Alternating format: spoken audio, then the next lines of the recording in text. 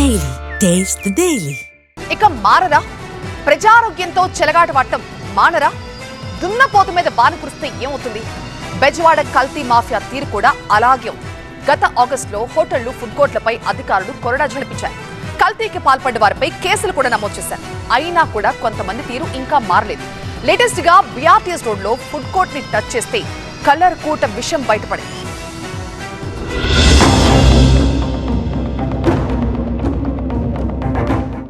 రంగు భలే, రుచి భలే భలే, మరి శుచి కంటికి కలర్ఫుల్, కానీ తింటే డెత్ బెల్. రుచితో విషం, ఇదిగో నిజం. ఇందుగలదు అందులేదనే డౌట్ వలదు, ఎందెందు వెతికినా కల్తీ కల్తీ కల్తీ. బెజవాడ వాసుల్లారా, జర భద్రం.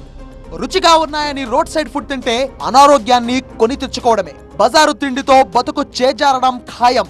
ఎందుకంటే food safety controller Srinivas and team ఆధ్వర్యంలో నిర్వహించిన తనిఖీల్లో ఈ కలర్ఫుల్ కల్తీ వ్యవహారాలు ఇలా బయటపడ్డాయి. చూశారుగా, శుచి శూన్యం. టేస్ట్ బాగుందని ఇలాంటి ఫుడ్ తింటే ఆరోగ్యం ఇక అటకెక్కినట్టే. ఈట్ స్ట్రీట్ ఫుడ్ కోర్టులో స్ట్రీట్ కార్డుల పేరిట ప్రజారోగ్యాన్ని ఎలా ఎసరు పెడుతున్నారో ఫుడ్ సేఫ్టీ అధికారులు కళ్లకు కట్టారు. విజయవాడ బిఆర్టీఎస్ రోడ్ లో ఆకస్మిక తనిఖీలు చేశారు అధికారులు. నాసిరకం ఆయిల్ ను వాడడమే కాకుండా నిబంధనలకు విరుద్ధంగా వాడిన నూనెనే మళ్లీ వాడుతున్నట్టుగా స్పాట్ టెస్ట్ లో తేలింది. అయితే టేస్ట్ కోసం వంటకాల్లో వాడుతున్న కలర్స్ ను స్వాధీనం చేసుకున్నారు.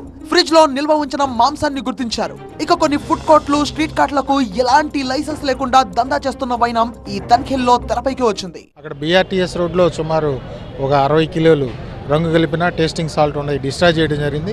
అలానే ఇందిరాగాంధీ మున్సిపల్ స్టేడియం కాంప్లెక్స్లో ఈ స్ట్రీట్లో కూడా కొన్ని చోట్ల రంగు కనుగొనడం జరిగింది. మ్యాక్సిమం 15 సెంటర్లో వాటిని కూడా డిశ్చార్జ్ చేయడం జరిగింది. వారే వా, ఏమి రుచి అంటూ road side biryani, roasted chicken ను తెగ తినేస్తుంటాం. కానీ ఇవే వంటకాలను ఇంట్లో వండితే ఎందుకు ఆ రంగు, ఆ రుచి అలా ఉండవు? చాలా మంది ఈ చిన్న లాజిక్ ని మిస్ అవుతున్నారు. ప్రజల్లో అవగాహన కల్పించడం సహా కల్తీని అరికట్టడమే లక్ష్యంగా తనిఖీలు కొనసాగుతున్నాయన్నారు ఫుడ్ సేఫ్టీ కంట్రోలర్ శ్రీనివాస్. పూర్తిగా పబ్లిక్ అవగాహన కల్పిస్తాం, అలానే వ్యాపారస్తులకు కూడా అవగాహన కల్పిస్తాం. నెక్స్ట్ ఇదే రిపీట్ అయితే క్రిమినల్ కేసులు బుక్ చేస్తాం.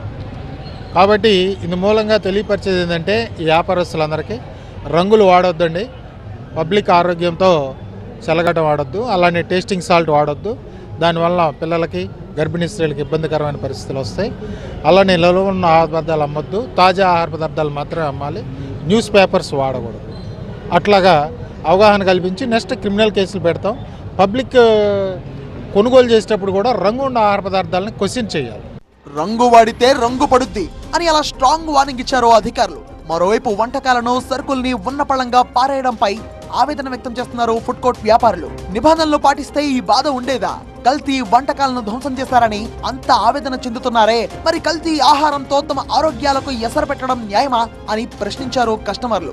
అధికారులను అభినందించడం సహా తనిఖీలు కొనసాగించాల్సిందే అన్నారు. ఇక నిబంధనలు అతిక్రమించిన వ్యాపారులపై చట్టపరమైన చర్యలకు రంగం సిద్ధం చేశారు ఫుడ్ సేఫ్టీ అధికారులు.